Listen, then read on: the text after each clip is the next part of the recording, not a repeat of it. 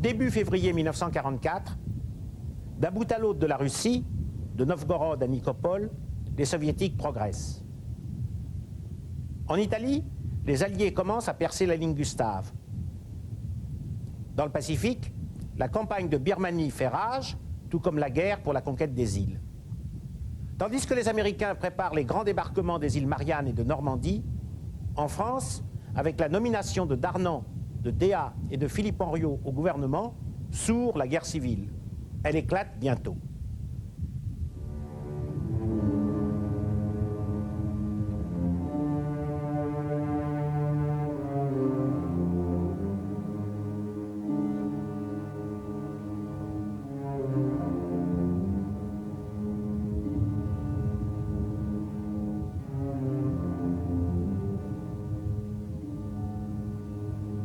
Pour commenter les actualités américaines puis françaises, nous sommes avec Henri de Turenne, à qui on doit les premiers grands et beaux reportages filmés sur le passé, depuis la guerre du Pacifique jusqu'au Front populaire, ça s'appelait le Grand Tournant, à qui je demande tout de suite, quand vous avez fait ces films, Henri de Turenne, est-ce qu'il y a des témoignages que vous avez pu obtenir et qui sont inédits et qui vous ont passionné? Le plus extraordinaire, c'est celui que nous ayons réussi, c'est celui du général Tibbets. Le général Tibbets, c'est le pilote américain qui a lâché la bombe atomique sur Hiroshima. Et 25 ans après la guerre, personne n'avait réussi à l'interviewer. Les légendes les plus extraordinaires couraient sur son compte. Certains disaient qu'il était devenu fou et qu'il était dans un asile d'aliénés. D'autres prétendaient que, brûlé de remords, il était dans un monastère, qui s'était fait moine. Or, on a fini par retrouver un général à retraite à Miami, en Floride, qui passait sa retraite tranquillement. Et le coup de veine, c'est que sa femme était française et normande, et qu'ils avaient passé leurs vacances l'été précédent, et qu'ils avaient vu la bataille de Normandie que nous avions réalisée avant. Voilà, grâce à quoi nous avons pu l'interviewer. Mais ce qui m'a beaucoup frappé, c'est que deux choses. La première, c'est qu'il nous a dit qu'il s'entraînait également pour lâcher une bombe atomique sur l'Allemagne, ce que je ne savais pas. On a souvent dit que les Américains avaient lâché la bombe atomique sur les Japonais parce qu'ils méprisaient les jaunes, et c'est pas vrai, ils étaient prêts à la lancer aussi sur les Allemands. Et la deuxième chose, c'est qu'il m'a dit quand il était parti pour le Japon, pour bombarder, il ne savait pas quelle ville il allait bombarder. Et ce sont les avions de météorologie qui étaient partis en avance, qui lui ont dit « c'est Hiroshima, venez sur Hiroshima ». Ainsi, ce n'est pas le commandement américain, mais c'est le destin qui avait choisi Hiroshima. Eh bien, on va voir si le destin nous aide à analyser d'autres événements, ou si c'est votre science, ou du moins votre expérience, puisque, après tout, toute cette histoire de la Deuxième Guerre mondiale, vous l'avez traitée dans 3, 4, 5, 6 films, que sais-je.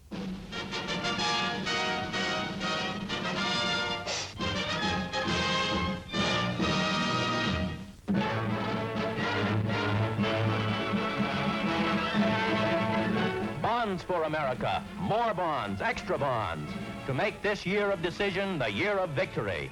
Across the nation, Minutemen rally to raise $14 billion. In New York City, Minutewoman Mrs. Emma Van Kootren takes bond pledges from her fellow employees.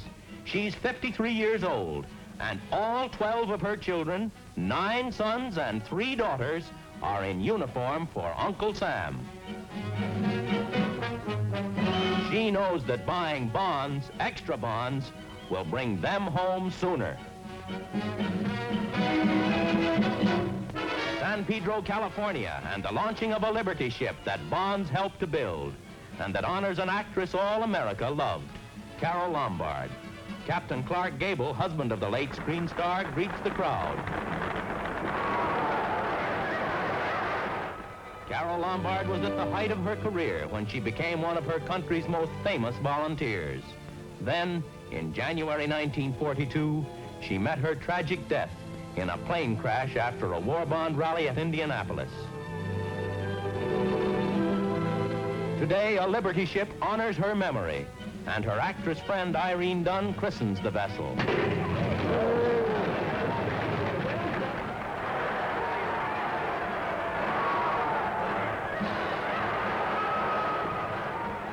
The ship that bears Carole Lombard's name stands as a symbol of her country, a symbol to remind all Americans that we must all back the attack.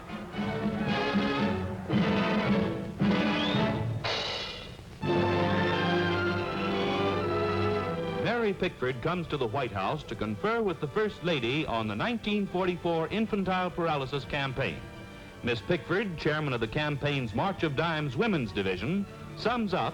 And so, women of America, I urge you to do all in your power to assist in this great work of fighting infantile paralysis.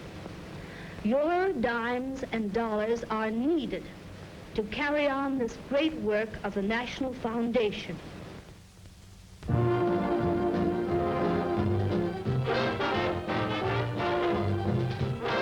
Australia, land of the kangaroo, and here we are at a dog show. The kangaroos couldn't make it.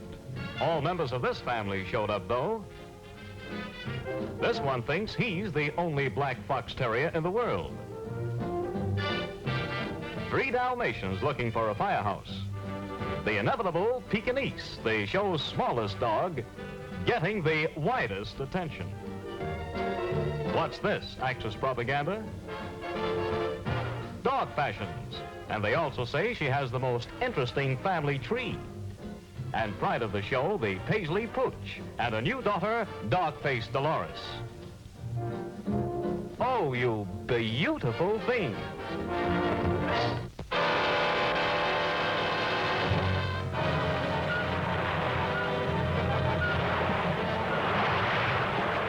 Rolling in from the angry Pacific, giant waves strike California's coast at Redondo Beach. Seaside houses are smashed to kindling, with more than 100 persons made homeless. The victims go through the wreckage, salvaging bits of groceries. But most everything else is lost to the fury of the waves. Property damage was estimated in the hundreds of thousands of dollars. The cause of the freak waves is unknown.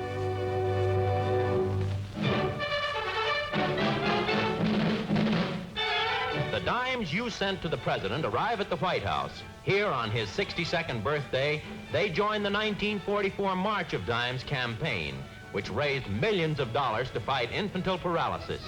Elsewhere in the White House, a delegation of British film stars delivers a check for $240,000.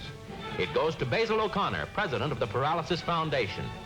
Meanwhile, other Hollywood stars in Washington for the president's birthday celebration call on the First Lady, who keenly enjoys her chats with songstress Mary Martin and other stars. At Washington's Hotel Statler, one of the birthday balls held across America. The First Lady cuts the cake, and Red Skelton says she doed it. Then dancing parties. Dancers raising millions that others may walk.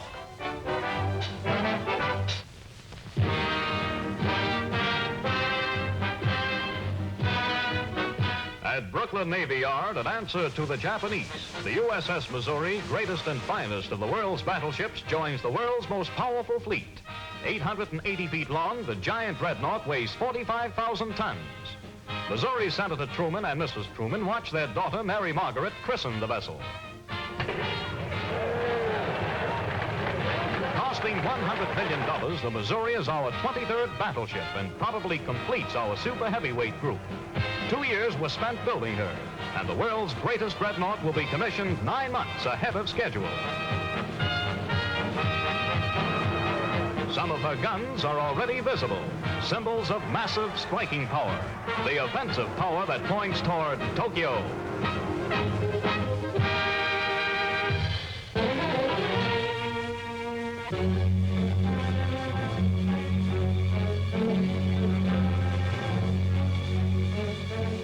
The awful headlines speak. 5,200 American boys torture murdered at Bataan by the Japanese. This is Corregidor, December 1941. Brave resistance thrilled every American. Then in May 1942, the inevitable tragedy, honorable surrender. American boys, their hands raised. Brave General Wainwright. This is the camera record of the start of the March of Death. 3 American officers escaped and reached MacArthur's headquarters. One was Navy Commander McCoy. The officers brought the stark eyewitness story to America. McCoy, now in Seattle with his family, has many stories of Jap atrocities. Another horrible example was when 3 American officers were caught attempting to escape. They were brutally beaten, tortured, and finally murdered without trial. They were tied up almost naked and beaten all day long with 2x4s. Any Filipino who passed by was required to beat them about the face. As a result, after one day, they were unrecognizable. On the third day, 2 were shot, 1 was beheaded, the latter for suggesting that he be given a trial. In Los Angeles, another who escaped, Air Corps Captain Samuel Gracio. Even after white flags had been flown, Jap dive bombers continued to strafe and bomb the surrendered Filipino and American soldiers. The dysentery, diarrhea, malaria, and tropical ulcers became prevalent by the third night when we got to a place called Hermosa. It was a part of the rotten Japanese system that tried to pull us down to their own monkey level. They didn't believe any of us would live to tell what horrible things they did. Thank God we have. Now you know what animals the Japanese are. Henri Turenne, quand j'ai vu ce document sur la marche de la mort, j'étais déçu parce que dans votre film, qui vous avez fait il y a une vingtaine d'années, on voyait des images de la marche de la mort et en plus il y avait un témoin qui disait ça de façon tout à fait pathétique. Il est vrai que nous, à Histoire Parallèle, nous montrons ce que les Américains ont vu. Votre document devait venir d'archives particulières.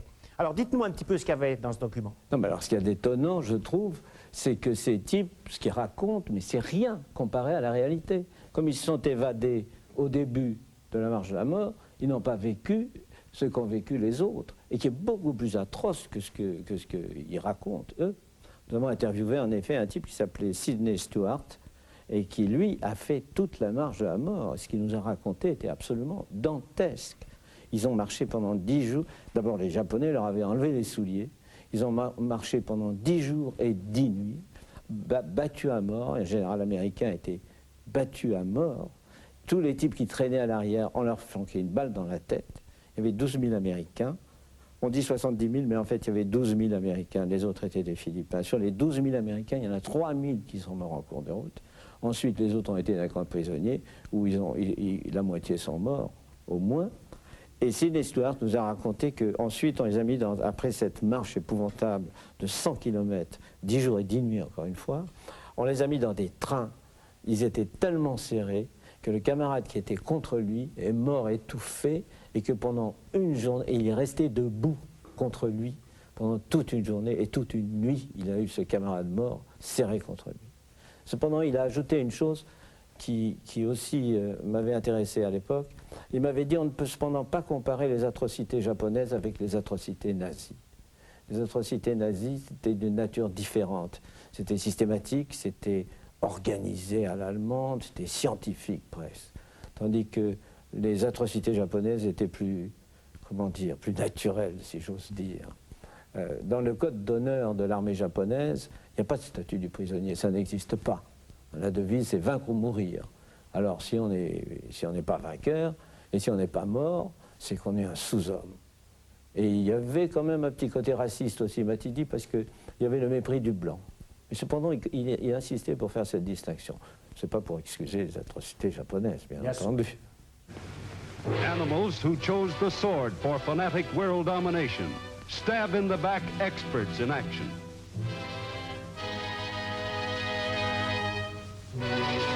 Animals who use starvation of subjected peoples as a weapon, who for 7 years have killed Chinese men, women, and children with the sword of hunger.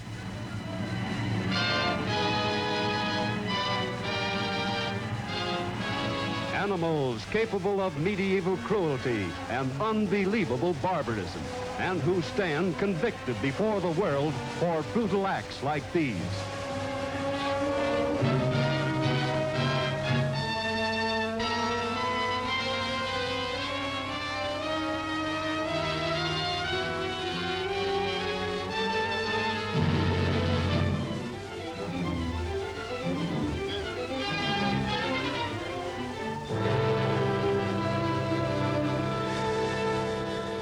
In civilized America, in Maywood, Illinois, 8,500 miles from Manila, Japan's tortures at Bataan strike deeply home. In just one Illinois National Guard tank battalion of 137 men, 85 came from Maywood. Of these 85, 20% are listed as killed, 30% as officially missing, and 50% known prisoners of war. With the shocking news, there are church services in Maywood in remembrance of the dead. Church services of rededication of the task for us, the living.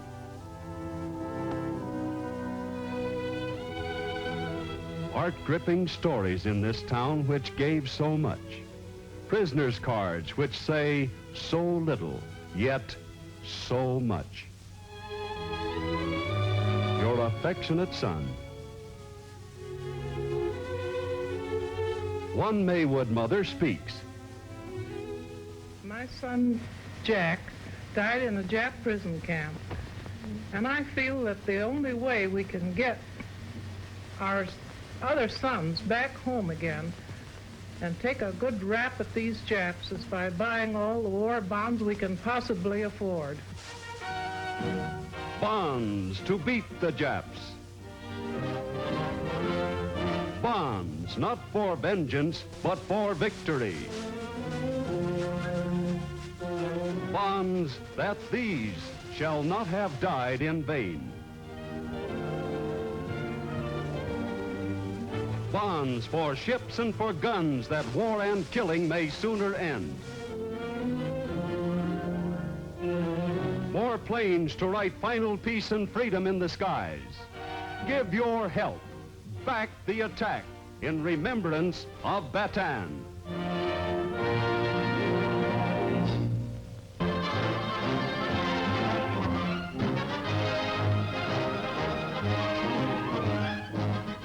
March 15th is the big day for filing tax returns, but March 15th is the last day to file. You remember last year's tax lines? These were long lines, but this year's will be longer if you wait until the last minute. About 50 million people will file returns this year.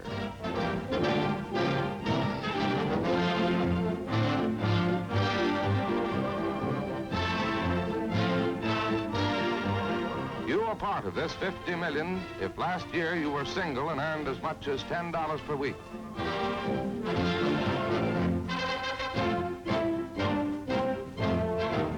If last year you were married and earned more than $12 a week.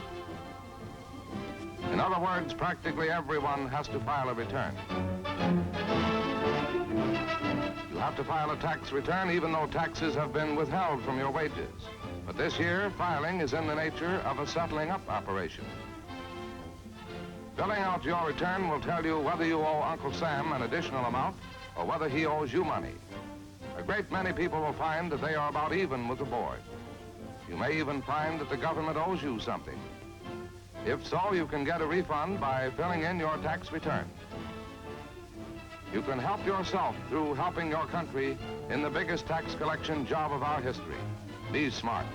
If you need help with your tax return, see your collector of internal revenue now. That way you'll save long hours standing in line and assure yourself of careful, unhurried assistance. Remember, 50 million people have to file. File early and avoid the rush. The fighting men are lined up doing their job. You can do yours.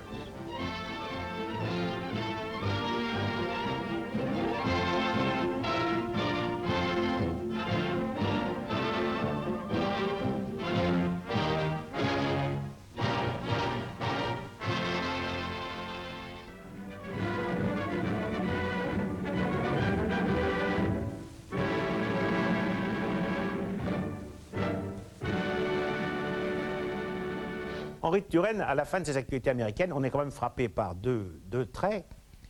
D'abord, c'est que, en toutes circonstances, les Américains parlent d'argent. Ils évaluent tout en dollars et pour n'importe quoi, ils demandent de l'argent. C'est vraiment l'économie de la monnaie. Et puis le deuxième fait, c'est qu'ils font toujours appel aux vedettes de cinéma ou du théâtre pour, en quelque sorte, populariser leur cause, ce qu'on ne ferait pas en France à cette époque, n'est-ce pas? Ni dans aucun pays d'ailleurs. Et alors, le résultat est assez brillant, puisqu'ils obtiennent un argent fou et qu'ils vont construire un nombre de navires qu'on évoque ici, qui est fantastique, puisque pendant en disant qu'en un mois, ils font plus de navires que les Japonais en font en un an. Ce qui va leur donner une supériorité terrible dans le Pacifique. On en a un exemple frappant, c'est qu'au moment même où ils débarquaient en Normandie, ils faisaient un débarquement amphibie aussi important aux îles Mariannes, dans la même semaine. Aux Mariannes, il y avait 750 navires de guerre, 2000 navires de tout tonnage et 250 000 marins.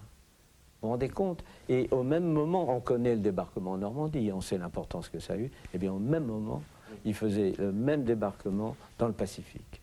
On n'est pas encore en Normandie, mais on va déjà voir les actualités françaises de février, et on va y sentir suinter la guerre civile.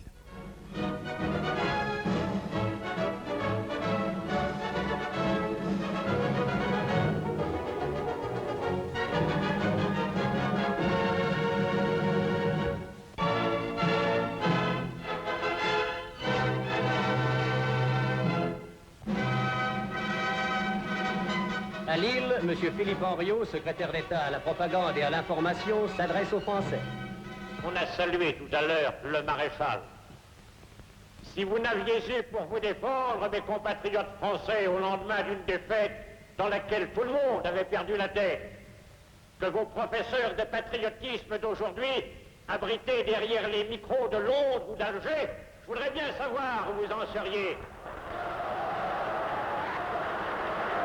Le maréchal disait un jour, avec un sourire mélancolique en faisant présent ma présence, les Français me reprochent d'avaler des couleuvres.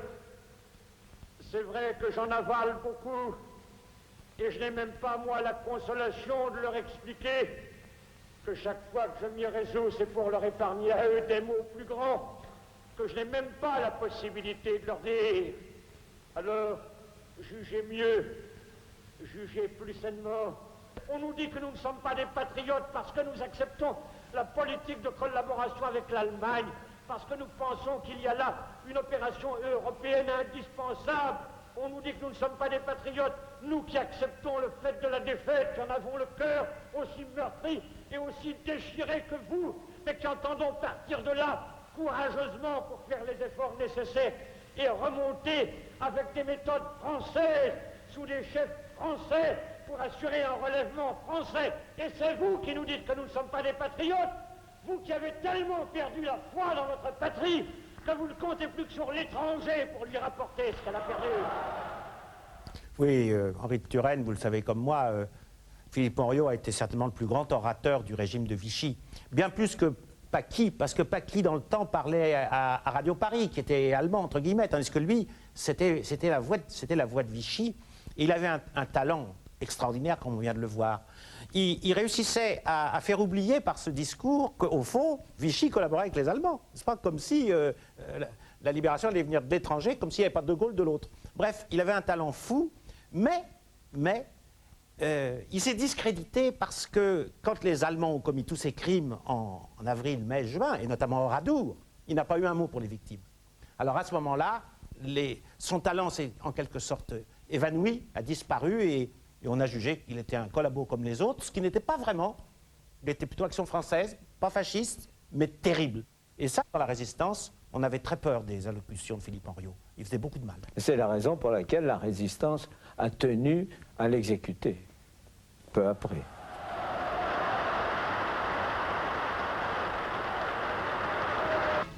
Il y a 10 ans, l'affaire Stavisky.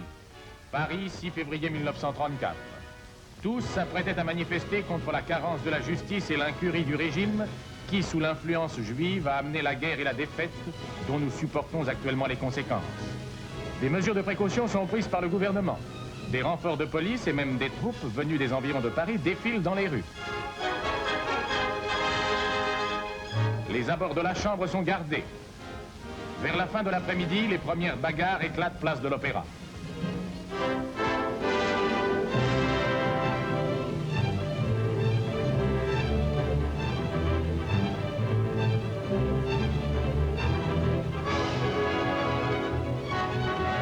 Peu après, la foule est dispersée place de la Concorde. 2 heures plus tard, au même endroit, l'ordre est donné de tirer sur la foule.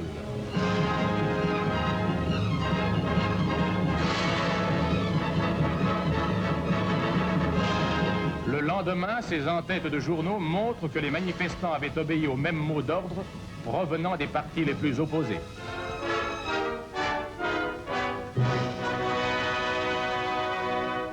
Le 6 février, c'est la date à laquelle la France aurait pu basculer dans le fascisme. D'ailleurs, ce qui est frappant dans cette époque, c'est que la France a évité au fond deux dangers, le fascisme et le communisme.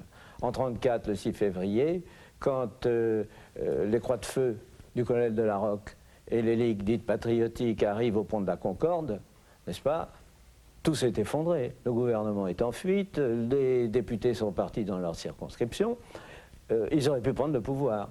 Mais la Rocque regarde sa montre, il est minuit, il dit « Bobonne nous attend, on rentre à la maison ». Bon, c'est pas ce qu'il a dit, mais enfin, c'est une image.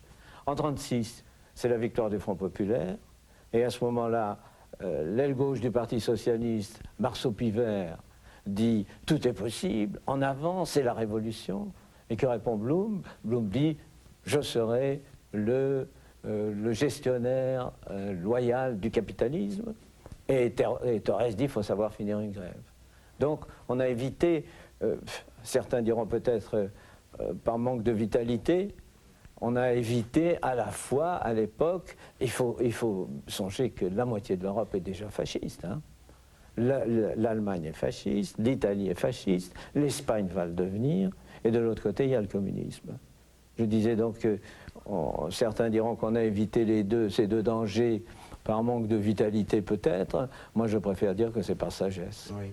La France n'est pas le pays des extrêmes. Oui, ça n'a pas été le pays des extrêmes, mais on va voir la guerre civile dans le sujet d'après, où, à la différence des actualités d'il y a quelques semaines, où on disait que la résistance à Grenoble, c'était des Français qui tuent des Français, maintenant, on veut montrer que les résistants, ce ne sont que des étrangers, des Polonais juifs, des Juifs polonais, des Espagnols, etc., comme s'il n'y a pas eu de résistants en France. Et ça, c'est le tournant que prend la propagande depuis que Henriot est à sa tête.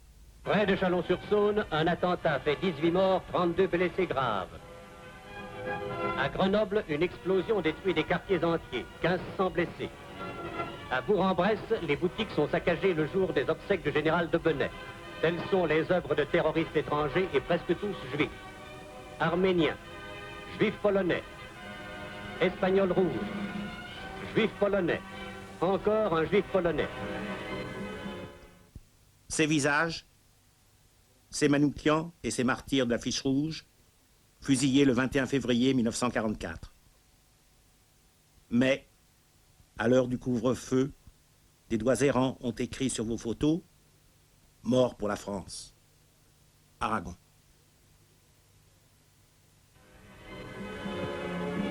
À Vichy, le président Laval et M. Darnan, secrétaire général au maintien de l'ordre, viennent s'incliner devant les corps de 3 gardes du groupe mobile de réserve du Bourbonnais, tombés victimes de devoir en luttant contre les bandes communaux terroristes.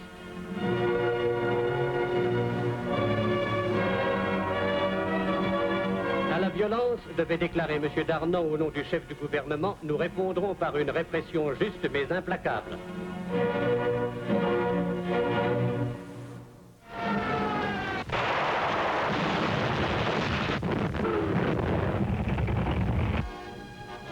Après avoir écouté le rapport de son chef d'état-major, le maréchal Rommel va inspecter les défenses de l'Ouest.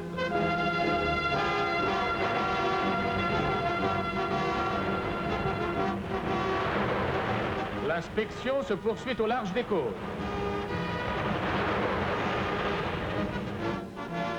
Visite d'un important aérodrome.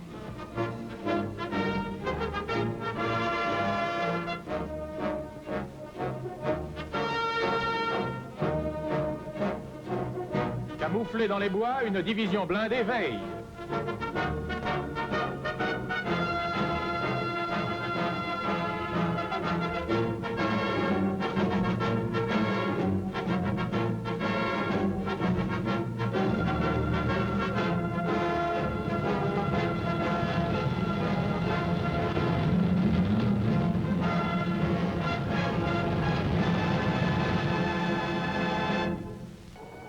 Sur le front de l'Est, le blizzard souffle.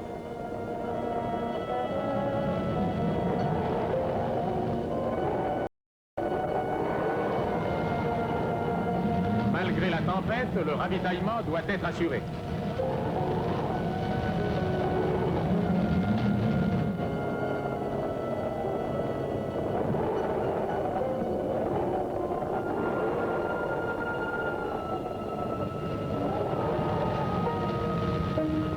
une accalmie. Le soleil brille. Les boyaux de communication sont déblayés.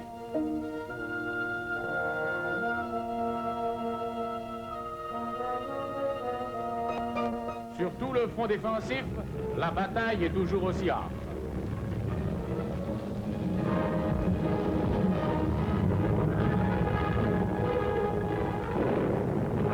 Attaque et contre-attaque se succèdent.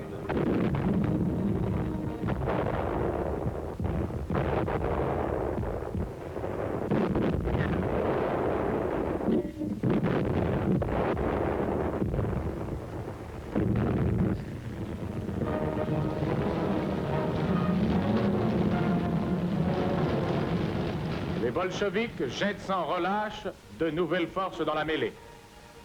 Après la bataille, des cadavres, du matériel jonchent le sol.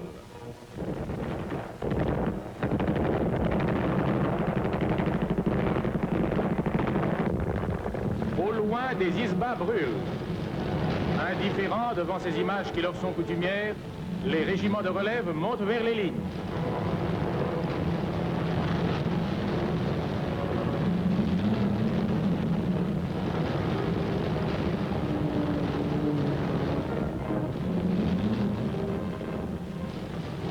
Des chars lance-fusées vont tenter de s'infiltrer dans la défense russe.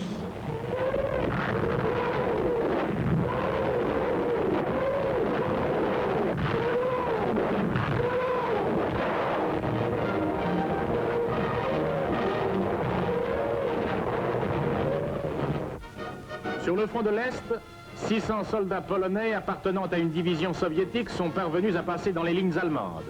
Une commission de journalistes vient visiter le camp.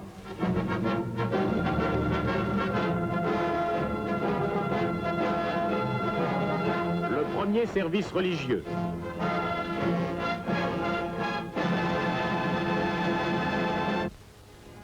Dans un port de la mer Baltique, un bâtiment spécial de la marine allemande charge à son bord un gigantesque filet d'acier anti-sous-marin.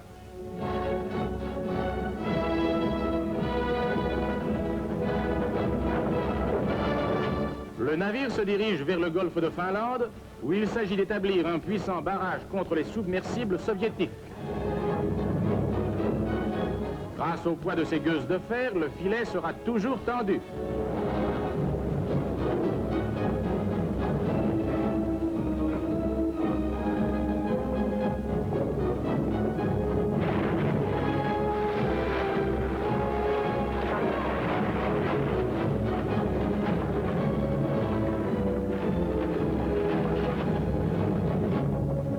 Des bouées le maintiendront à la surface.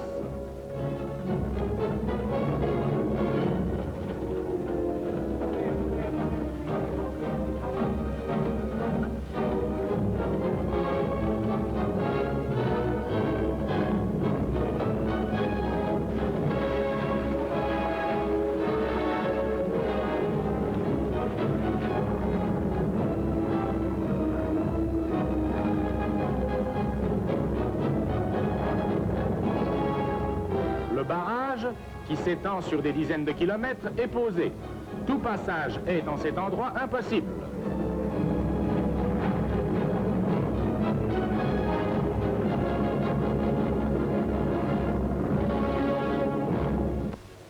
Sur le front, les fameux avions géants rendent les plus grands services.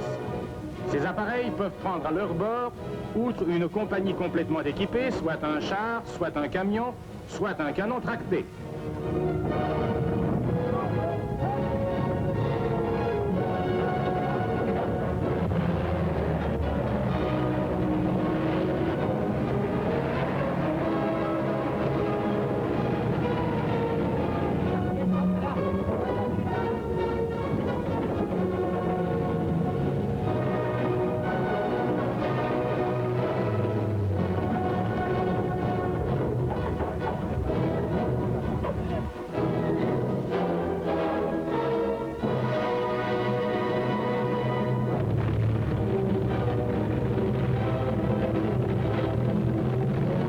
Les 6 moteurs arrachent l'avion du sol.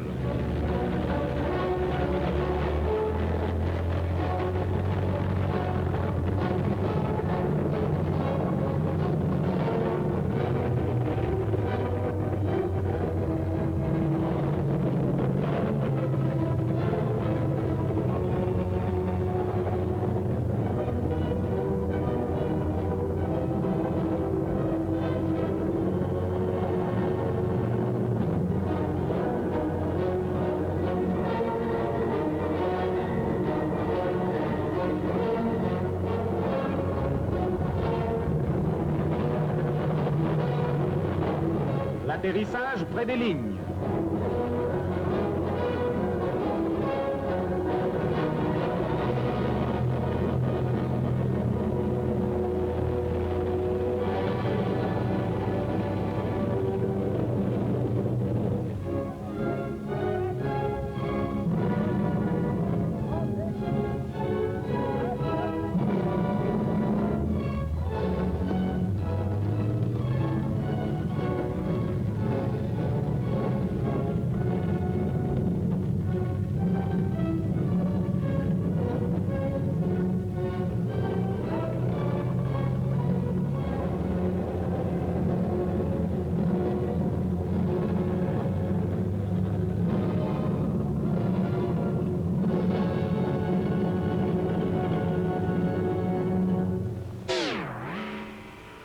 À Vichy, le maréchal reçoit M. Saviakirov, nouveau ministre de Bulgarie, venu lui présenter ses lettres de créance. Grand ami de la France où il vécut de nombreuses années, M. Kirov fut ministre des Affaires étrangères de Bulgarie en 1943. Les lettres françaises sont en deuil. Jean Giraudoux n'est plus. Ses obsèques sont célébrées à Paris en l'église du Gros Caillou, en présence de nombreuses personnalités venues apporter un dernier hommage à celui qui fut un des plus grands écrivains de notre temps.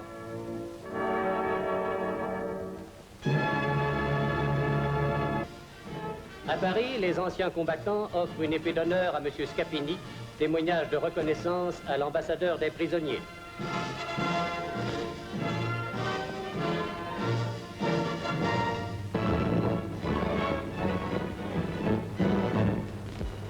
Double saut de la mort exécuté au célèbre cirque Sarrazani.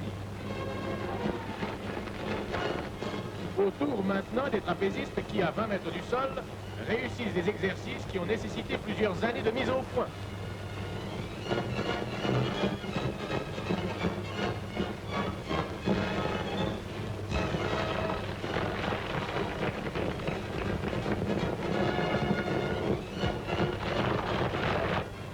Acrobatie encore, mais à Paris, où France Actualité a filmé la dernière répétition d'un numéro inédit.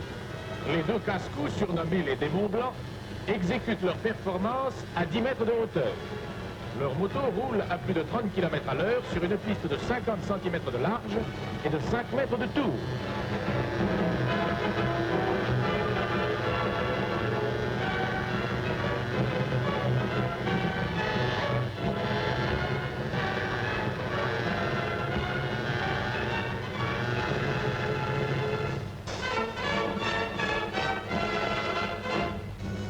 Aux Pays-Bas, des groupes de volontaires s'engagent pour servir dans les unités allemandes de transport.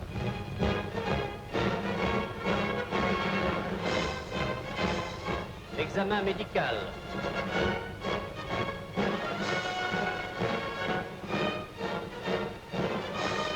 Et c'est bientôt le départ vers l'Est.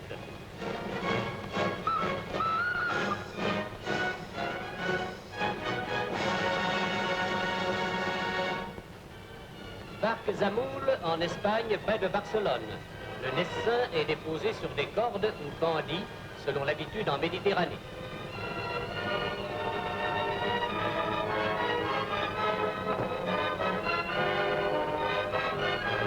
Au bout d'un an, les moules ont acquis leur valeur marchande.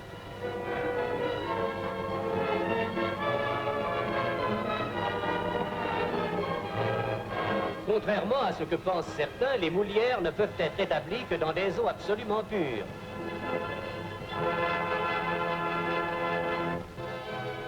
Le roi Michel de Roumanie, accompagné de sa mère, la reine Hélène, vient inaugurer le monument aux morts du 4e régiment Rosiori, unité dont l'héroïsme est devenu proverbial en Roumanie.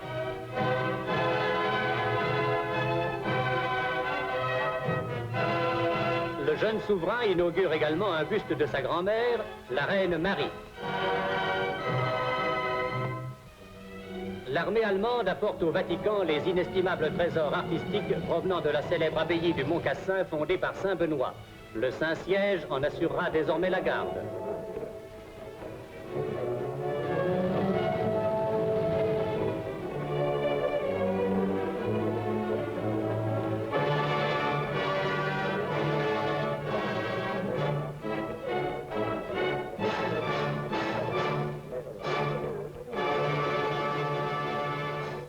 que je trouve frappant sur les images de guerre de la propagande allemande, c'est que vraiment ça sent la fin, hein. C'est d'un pessimisme. Vous savez que la propagande allemande interdisait de montrer des images décourageantes ou tristes. Or là, vraiment, on sent que la fin approche. Et même le fait qu'on évacue les trésors du Monte Cassino pour les confier au pape, ça indique bien qu'on n'a pas l'intention, mais qu'on est résigné à le perdre. Entre parenthèses, d'ailleurs, ce sont les troupes du maréchal Juin et de la première armée française, et la division marocaine en particulier, qui se battaient au pied du Mont Cassino. Oui, et puis alors les Allemands veulent montrer aussi que le pape est avec eux, d'une certaine façon, et le pape de cette époque, disons que son anticommunisme est tellement fébrile que son cœur penche plutôt de l'autre côté. Il y a un petit phénomène de récupération, là. À Tanger, 2 fois par semaine, le pacha rend lui-même la justice.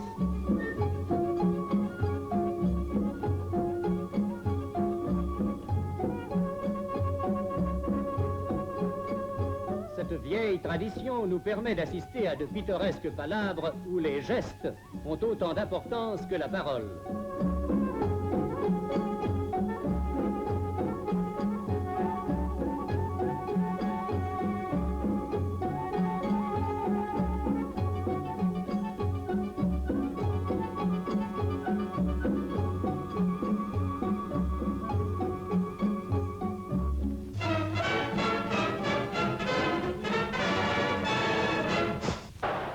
Georges Carpentier et Max Schmeling saluent la foule au Vélodrome d'hiver avant le match André Famechon-Thierry, comptant pour le titre de champion de France poids léger.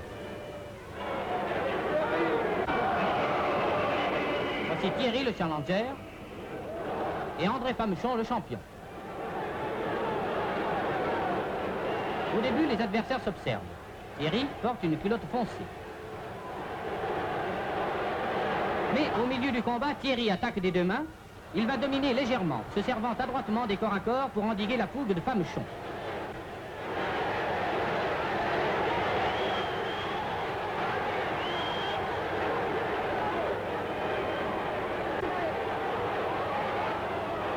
Et c'est la fin. Louis Thierry est proclamé champion de France poids léger, enlevant le titre à André Famechon.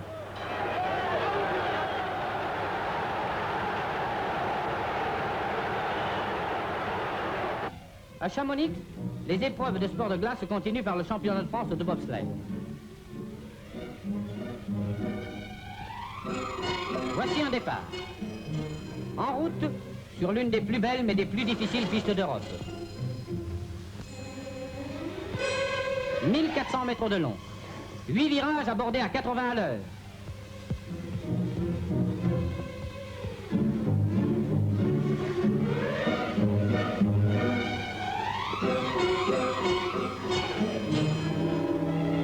Et quelquefois des virages doubles.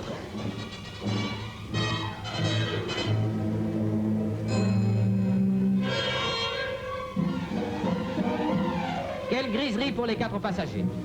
Finalement, c'est le Bob de Charlet de Chamonix qui triomphera. Ainsi, Charlet est champion de France pour la 3e fois. Au blanc, les recrues du 1er régiment de France, dont on connaît la récente création, poursuivent un sérieux entraînement.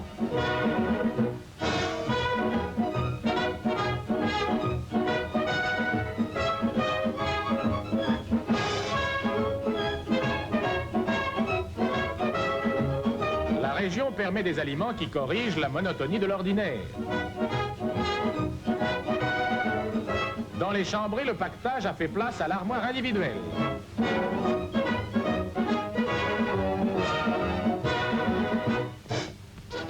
Le régiment, comportant une représentation de toutes les armes terrestres, compte un escadron à cheval.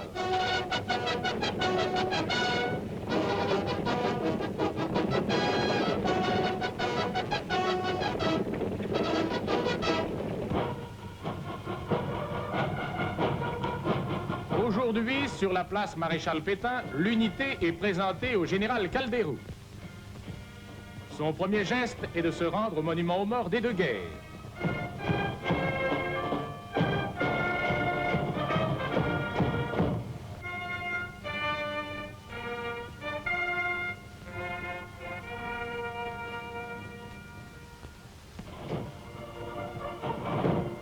Nonobstant les douleurs de la défaite, le 1er régiment de France a la mission de constituer une force matérielle et surtout morale. Dans ses rangs, les hommes s'attachent à réaliser l'union et ne suivent qu'un idéal, celui de contribuer au relèvement de notre pays. Commandeur de la Légion d'honneur.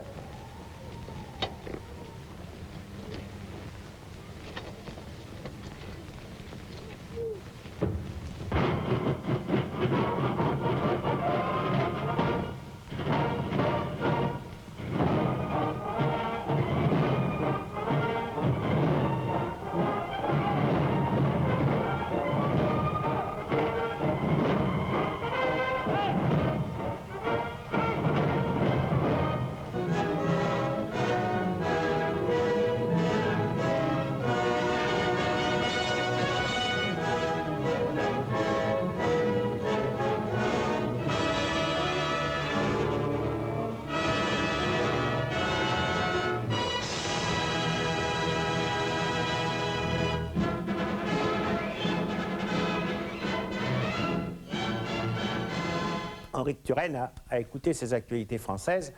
On a l'impression qu'à l'époque, il n'y a que Vichy qui défend la France contre le bolchevisme, etc., et puis des communistes étrangers en France qui sabordent, etc., etc., etc. Pas question de De Gaulle, naturellement. Pas question d'Alger, pas question de cette cause qui est quand même nationale.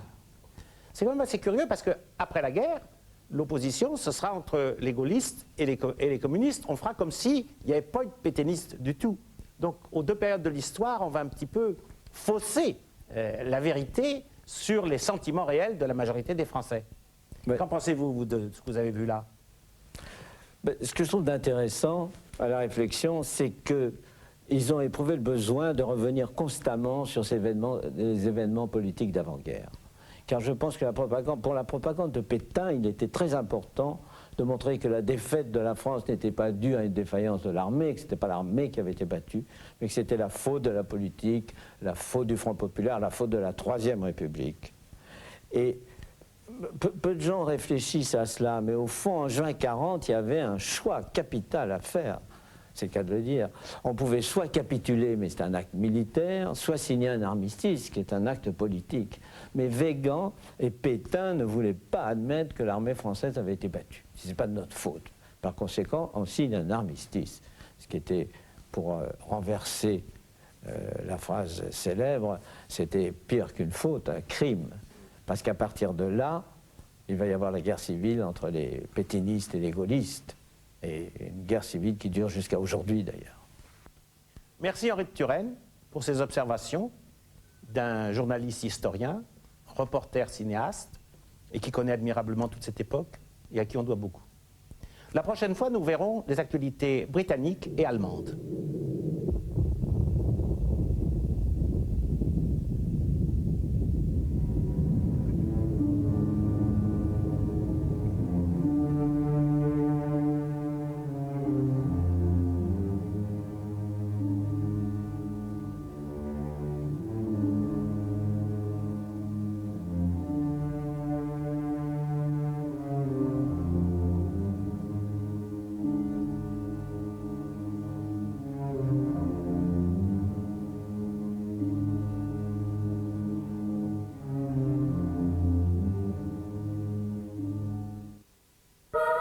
Demain, 19h25.